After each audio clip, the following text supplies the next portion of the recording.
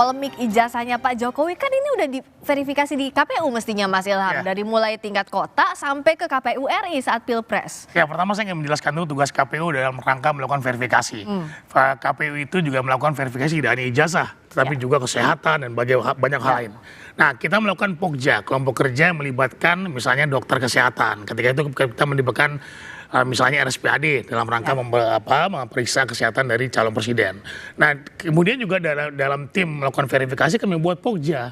Kami buat POKJA dan kemudian nanti kita melakukan verifikasi berdasarkan fotokopi ijazah yang sudah legalisir oleh kampus tempat yang bersangkutan belajar misalnya saja. Nah, kita datang ke kampus tersebut dan kami hanya melakukan verifikasi yang menyatakan bahwa benar yang bersangkutan adalah pernah kuliah di kampus ini dan ijazah dikeluarkan oleh kampus tersebut. Oke, berdasarkan dari UGM itu berarti ya? Verifikasi tersebut. Nah, jadi KPU tidak dalam konteks menggunakan tugasnya seperti yang disampaikan oleh Mas Roy misalnya, melakukan forensik atau memastikan bahwa itu ijazahnya palsu atau tidak. Tidak.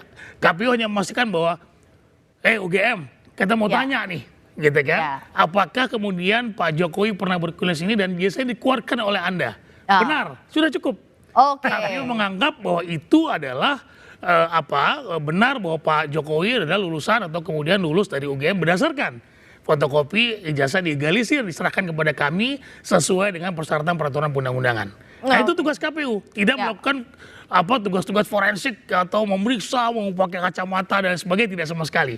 Ya, KPU tugasnya hanya yang diamankan oleh undang-undang. Seperti itu. Oke, dan itu sudah sesuai aturan undang-undang diverifikasi. Ya nggak apa-apa, jelaskan. Berdasarkan pernyataan dari UGM, Mas. Kita hargai kejujuran KPU.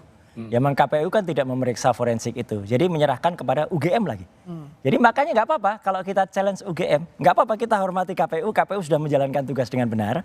Verifikasinya hanya cukup ke kampusnya. Tapi ternyata kalau kampusnya bisa salah, kampus kan nggak seluruhnya pasti benar. Bisa saja kampus salah. Kalau skripsinya kayak gitu, ya, apa mungkin kemudian keluar ijazahnya? Ini loh yang menjadi soal. Apa iya kampus bisa salah? Kita dengarkan dulu pernyataan dari UGM berikut. Oh iya, yang lengkap Mbak, pernyataannya. Joko Widodo itu tercatat dari awal sampai akhir melakukan tridharma perguruan tinggi di Universitas Gadjah Mada. Itu sudah kami jelaskan dan Joko Widodo itu lulus pada November ya, 5 November 1985 sesuai dengan catatan di dokumen Fakultas Kehutanan. Nah, ini dipotong nih Mbak. Ya nggak mungkin 1 jam bukan, dong. Bukan nggak mungkin 1 jam. Gimana? Ada alam bawah sadar yang ditunjukkan oleh Allah Subhanahu Wa Taala ketika Prof Wening Udaswara ini ya mengucapkan Joko Widodo itu adalah mahasiswa Fakultas Kedokteran. Di Kehutanan. Prof Wening itu orang sastra. Jokowi disebut-sebut lulusan kehutanan. Kok bisa keluar dari mulutnya itu kedokteran? Itu hal yang sangat tidak mungkin kalau tidak secara bawah sadar itu sebenarnya ada sesuatu yang akhirnya keluar gitu loh. Jadi ini nggak boleh dibiarkan ya. Ada di rekaman jadi aslinya. ada kecurigaan dari sini Mas Yakub. Itu berdasarkan ilmu apa tuh Mas Roy? Dari ilmu orang lihat muka, lihat bukan saya. Itu dokter yang menganalisis, dokter yang mengerti kalau ada seseorang tuh bawah sadar. Jadi bukan saya yang menilai. Ada tuh alasannya apa? Mas Roy, saya izin nanya, mohon dijawab dengan jujur. Oh iya. Mas kan tadi bilang bahwa Mas itu sarjana UGM. Katakanlah ijazah Mas hilang. Ya. Walaupun punya Pak Jokowi ada, saya andaikan punya Mas Roy hilang. Kemudian butuh untuk apply kerja atau mau mendaftarkan ke KPU. Ya. Kemana Mas Roy pergi untuk meminta legalisir? Ke UGM. Dan ke UGM? Ya.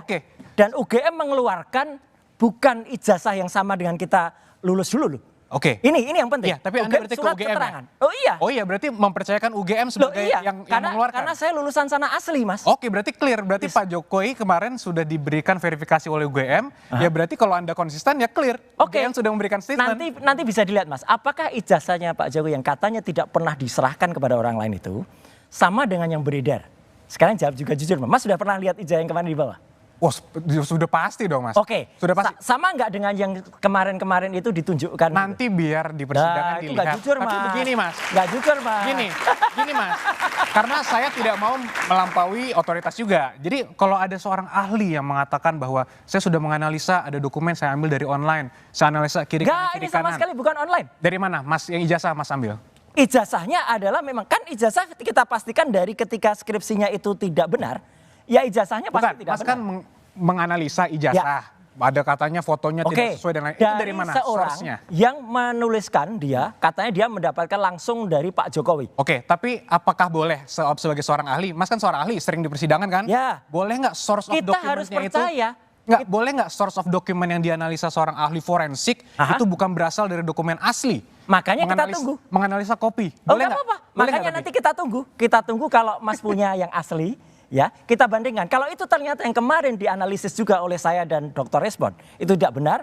Orang itu yang pernah memposting dan katanya asli itu, katanya dia dapat dari Pak Jokowi itu penyebar hoaxnya dia. Tapi yang menganalisa seakan-akan itu palsu siapa Mas? Loh kita karena kalau itu palsu berarti yang ada disebar oleh hoax itu palsu kan? Nggak ada yang salah. Saya mau tanya ke Prof. Komar. Ya. Kalau dari sisinya Prof. Komar dari akademisi, apa yang disampaikan UGM semestinya klarifikasinya sudah cukup atau tidak sih? Mestinya cukup, tapi kalau ada keraguan, ada fakta-fakta, ya jelaskan aja sampai patah. Jadi silahkan Anda menggugat, tapi Anda harus siap dipatahkan kalau memang ada bukti yang menangkan. Dan saya berharap bahwa bukan pengadilan ya, proses apa di Penyidikan, Prof. penyidikan. Yang di polisi penyidikan? Nanti Penyelidikan. terus Penyelidikan persidangan. sekarang? Ya. Oh peradilan. Pengadilan ya. Saya berharap nanti terbuka seperti ini. Nah, setuju. Sehingga rakyat itu melihat pendidikan dan selesai. Ya. Jadi jangan di belakang tembok deh. Ya. Saya ingin nanti polisi, pengadilan, hakim semua, bahkan kalau perlu guru besar UGM, wali amanah, menyaksikan biar selesai urusannya. Setuju. Satu lagi, Mbak Priska. Yang menarik gini, nggak boleh dilupakan. Ketika sudah ada klarifikasi dari sekarang pejabat di UGM, mantan rektor UGM, Prof. Sofyan Effendi pun meragukan itu. Dan ada seorang mantan rektor yang lain memeluk saya sambil mengatakan, Mas, itu juga saya tahu kalau itu nggak benar. Oke. Teruskan. Nah, Mas Yakub, apakah siap kalau tadi ditantang ya terbuka prosesnya sampai di peradilan? Tentunya kan ketika kita memutuskan untuk menempuh jalur hukum, kita sudah siap dengan semua konsekuensinya. Ya. Kami siap untuk kooperatif, dibutuhkan dokumen keterangan, kami selalu siap. Jadi kita mungkin Mas Roy selalu bilang, bagus silahkan biar terbuka. Setuju. Mari kita lihat di Ya. persidangan. Jangan kayak UGM loh ya, ngakunya beneran. Kita ketika pertemuan tanggal 15 April itu Mbak, kita bertiga dihadapi, wah kayak gerombolan gitu ya. Terus ada beberapa kamera, saya pikir kamera itu wartawan. Ternyata tidak, baru di ujung diberitahu itu internal Mas. Dan sampai detik ini, sampai siaran dua arah ini, kita minta rekamannya nggak pernah diberikan. Padahal di rekaman itu kalau diputar, kelihatan banget bagaimana, saya harus bilang, bagaimana pihak UGM gelagapan ketika kita tanya KKN-nya di mana. Ini bukti-buktinya yang lain mana, nggak ada. Dan itu ternyata hanya internal, padahal kita kira itu adalah seperti tadi usulan Prof. Komar benar sekali. Live streaming kalau perlu nanti semua orang Indonesia nonton. Oke, jadi kalau soal bukti, tentu nanti Mas Yakub akan melihatkannya saat persidangan. Misalnya. Tapi apa yang dipunya, apa yang untuk meyakinkan publik bahwa kalau Mas Roy kan bilang dari fontnya, skripsinya, apanya. Kalau dari Mas Yakub dan timnya Pak Jokowi apa ya? Gini Mbak, ini pertanyaan Mbak sangat baik karena ini merepresentasikan apa yang telah terjadi di masyarakat sekarang. Sekarang telah terjadi seakan-akan yang tertuduh yang harus membuktikan. Karena Mbak nanya ke saya, apa yang bisa Anda bawa untuk membuktikan itu asli? Ini pola pikir yang sangat rusak. Seharusnya Mbak, yang terjadi itu kita ada negara hukum, siapa yang mendalilkan harus yang membuktikan. Nah inilah bukti bahwa ini harus di stop segera, tidak bisa dilanjutkan, bisa menjadi presiden buruk, dan ini harus dibuat terang benderang secepatnya. Karena kembali lagi ini berpotensi untuk sangat merusak kredibilitas bangsa Indonesia secara umum. Karena begini, kalau Mas Roy kan sudah bilang, kenapa saya tanyakan, oke dalam hukum pembuktian kan memang siapa yang mendalilkan dia harus membuktikan. Koreksi Mbak, dua-duanya equal membuktikan. Nah oke, tunggu dulu. Kalau Mas Roy kan sudah bilang bahwa font dan lain-lain, tapi di sisi lain kan ditanya apa kantornya bahwa itu adalah asli yang dipegang, begitu? Apakah bisa menjaminkan? Tentu. Karena gini, Pak Jokowi sudah melewati semua tahapan pada saat beliau kuliah. Yang tadi dibilang KKN tidak ada, itu saya pastikan salah, karena ada. Dan semua sudah kami berikan detailnya kepada para penyelidik untuk nanti ya silakan dilanjuti untuk di proses persidangan. Jadi semua tahapan sudah dilalui, semua clear dan lain-lain, dan ini telah diverifikasi oleh lembaga pendidikannya. Jadi kalau bahasa sehariannya mau apa lagi? Nah, jadi kita tunggu apa yang selama ini dianggap dianalisa katanya fotonya berbeda. Sekarang juga terakhir saya lihat di media massa sudah mulai ada pihak-pihak yang bilang itu foto perkawinannya juga sudah berbeda. Mungkin bukan Ibu Iriana malah. Aduh, ini menurut saya sangat jahat dan perlu di stop menurut pendapat saya. Jadi hal-hal seperti inilah yang perlu mungkin kita pahami bersama bahwa perkara ini sudah bukan lagi tentang perkara Pak Jokowi. Perkara ini sudah mengenai masa depan bangsa Indonesia dan masa depan hukum di Indonesia. Jadi kembali lagi, ini semua juga baik buat pembelajaran hukum juga buat semuanya, Mbak. Oke, itu tadi. Gimana Prof? Ya. Gimana Prof? Saya menggarisbawahi tadi ya. Gimana Prof? Yakub, Apa yang bahwa sekarang ini kadang-kadang medsos itu kita tidak bisa mengontrol, liar sekali. Sehingga di situ ada orang yang bonceng, yang mainkan, yang kalau tidak segera diakhiri, ini betul membuang energi kita. Jadi bola salju yang Ya, bergulir.